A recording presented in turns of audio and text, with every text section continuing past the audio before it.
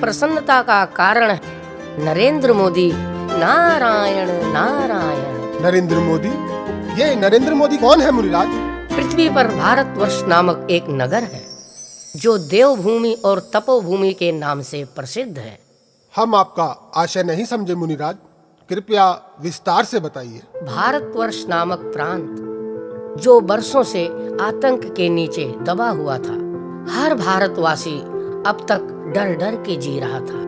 भारतवासियों के कष्टों को देखने और समझने वाला कोई नहीं था।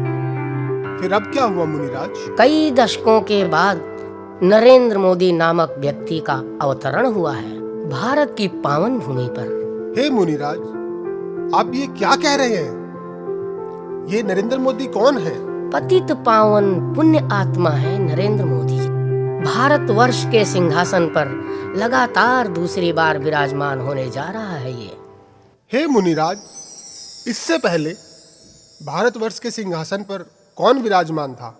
कुछ क्रूर किस्म के शासकों का शासन था भारत, जिन्होंने भारत की जनता के साथ बहुत सारे अन्याय किए। जनता त्राही त्राही कर रही थी, परंतु उनकी सुनने वाला कोई नहीं था। छोटी छोटी बच्चियों के साथ अभद्र व्यवहार करना, धर्म के नाम पर गांव के गांव जला देना, निष्कासित करा देना, अन्याय पे अन्याय, अन्याय पे अन्याय, यही था उन शासकों का शासन। हे नारद, क्या इतने क्रूर शासकों का शासन है पृथ्वी लोक पर? क्रूरता की सारी हदें पार कर रखी थी उन शासकों ने। अब जाकर उन शासकों पर अंकुश लगाने वाला कोई मिला है, वो है नरेंद्र मोदी।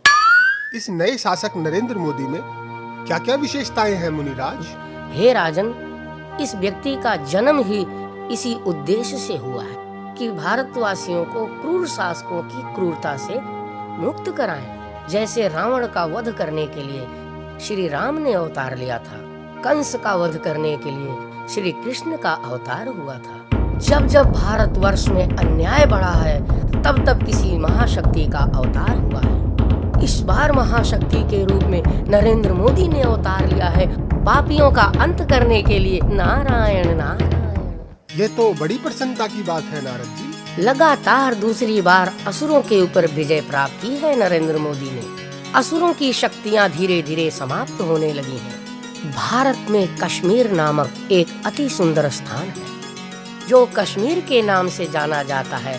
वहाँ के बासिंदों को धर्म के नाम पर मार काट कर भगा दिया गया था। अब उन भगाए हुए लोगों को पुनः स्थापित